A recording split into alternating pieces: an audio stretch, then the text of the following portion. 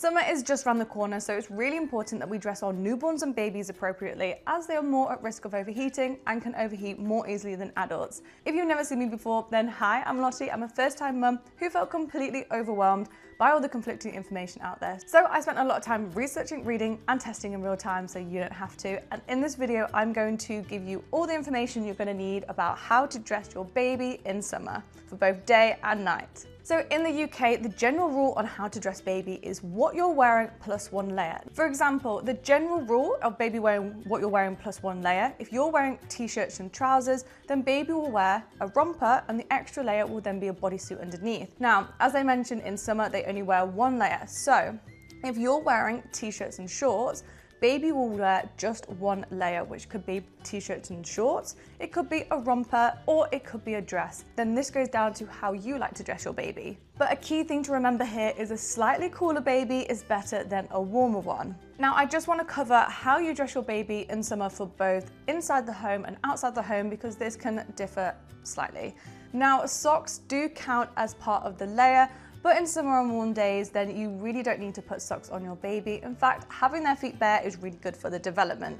Now, in the UK, the weather isn't always that predictable, and it doesn't take much room inside your bag to take some socks with you just in case the temperature drops, and you can put them back on your baby. Although socks are quite fidgety anyway, so you might not want to have socks on your baby anyway. And I think when you are dressing your baby in summer or dressing your baby in general, you really need to take into account the environment, because a summer day inside in an air-conditioned place, you need to think and dress your baby very differently than if you're outside in the sun. And a little tip that I do is if I'm going from outside to then an inside air-conditioned place, I tend to wrap either a muslin or a cellular blanket around baby just for some extra warmth, because it can get really chilly when you are inside. And it means that it's really easy to take on and off if you are nipping in and out. And this also goes if you are going to be staying outdoors for a long time and then the temperature does drop, then you might want to be taking something like a cardigan with you that then you can put on, which is a bit more permanent than adding a blanket. So that's also something you can carry with you as well. Now, if you're going to be outside with baby, the NHS does recommend that you avoid the hottest parts of the day, which is between 11 AM and 3 PM. And babies under 6 months shouldn't be in direct sunlight, so it's then suggested that you try and keep baby in shaded areas. So if you are going to be out and about, try to stick to shaded parts of the path, or you can even get extra sun protections on your prams, such as umbrellas or parasols, things like that, that can also help keep baby in the shade. And it's also suggested that babies under 6 months shouldn't wear sun cream, so instead you want to be able to have baby in UPF protected clothing just in case, as well as keeping them out of direct sun. But the argument is that putting sun cream on your baby is better than them getting sunburn. So if you do think that you're going to be outside with them, then you are going to need to put sun cream on them. And I would suggest putting a patch test first, just to test it out in case there are a reaction on your baby, and then opting for a mineral sun cream instead as well. Now, again, even though your baby shouldn't be in direct sunlight, and it still can be quite bright, so you might look at getting a wide brim hat, and you can also get ones which come with the neck coverage as well. So now I want to cover some summer safety things as well, because if you are going to be traveling in the car or a pram or anything like that with your baby, you obviously need to dress them appropriately and take into account some safety features as well. So if you are going to be going into the car with baby, highly suggest cooling down the car before putting baby in, because sometimes the car seats can also be really hot. And as you probably know, the car seats can get very, very warm. So that might just be opening all the doors and putting the aircon on first. I would also look at getting sunshades as well for your windows, because it can be really bright and it just keeps things a little bit cooler for baby while they are in the car seat as well, and not blind them. Then in summer, it's really important that you dress baby in minimal clothes while they are in the car seat, because they can get very hot while they're in there. So that might mean dressing them in a bit more lighter clothing while they are in the car seat. And it's still important to take regular breaks just to make sure that they aren't getting too hot as well. If you are wanting to baby wear, baby carriers do also act as a layer, and so it can get really warm, especially on really hot days. So it is suggested that you use a pram instead of a baby carrier on those really hot days instead. And when you are using a pram, you want to make sure that you do not cover the pram with a blanket, as this can stop airflow, and instead you are using other items such as a parasol to make sure that you still have maximum airflow to the baby as well. And some prams even come with built-in shades, so you have a couple of choices you can choose from for this. Now I want to cover sort of choosing the right summer clothes and what is the best to look for. When you are looking to dress baby in summer clothes, then looking at the fabrics can also really help. If it's a really warm day, choosing clothes that are made from breathable cotton or linen, for example, can also really help. They're a bit more breathable. Then when you're looking for colors of clothes, black will absorb the heat more, so you're more likely to get a bit more warm. So using lighter colors can also help reflect some of that heat. And I don't know about you, but I don't really fancy wearing tight-fitting clothes when it is in summer, and probably neither will your baby. So if you're choosing different clothing items, having more loose fit clothes such as a dress, which is a lot more breathable, or even some of the rompers as well. This is my personal favorite. In summer, it's super easy, especially with newborns. Slip them into a romper. It's basically a baby grow, but with shorter arms and legs. I just want to include, or just so you're aware, if you do want to dress your baby in dungarees, that also means having a layer underneath, and some of the dungarees can be quite thick. It's not to say that all of these will be, but it's just something to consider on really hot days. It might be best to avoid something like dungarees because it means that they're having extra layers, but this is for you to take into account and make the judgment on the day. But for me, some must-have summer clothing items are, like I mentioned, rompers or loose-fitting dresses as well, if you are having a baby girl. Then having vest bodysuits, wide brim hats, and then also muslins, as mentioned before, or cellular blankets can also be really good if you're going in and out of air-conditioned places. I know that trying to dress your baby in summer was something that I really struggled with. It can feel very overwhelming, so you can always look at the NHS and the Lullaby Trust as well. They always have really helpful information about keeping your baby safe during summer.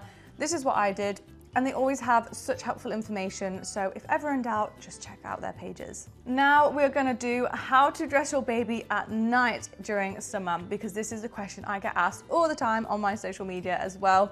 Just to preface this, the NHS and Lullaby Trust do suggest that you keep baby's room between 16 and 20 degrees. This is the ideal temperature to help with reducing the risk of SIDS. However, in summer, as you can tell, this can sometimes be really difficult to keep the room temperature that low. So I'm gonna give you a bit of a guide to help you understand how you might dress your baby during summer. These are just a guide, so do take it with a pinch of salt, and you must adapt it to your baby because that is the most important thing. So if your room is between 21 and 23 degrees, then you might be looking at wearing a 1-tog sleep sack with a vest underneath. If your room is between 24 and 26 degrees, then look at a 0.5-tog sleep sack and a vest. If your room is 27 degrees and up, then you might just put baby in just a vest or just a nappy. Now, like I mentioned before, all babies run completely differently, and the most important thing is that you adapt this guide depending on your baby. The only reason why I'm giving a guide is because I always feel like I need a starting place, and just by saying you'll figure it out really is not helpful. So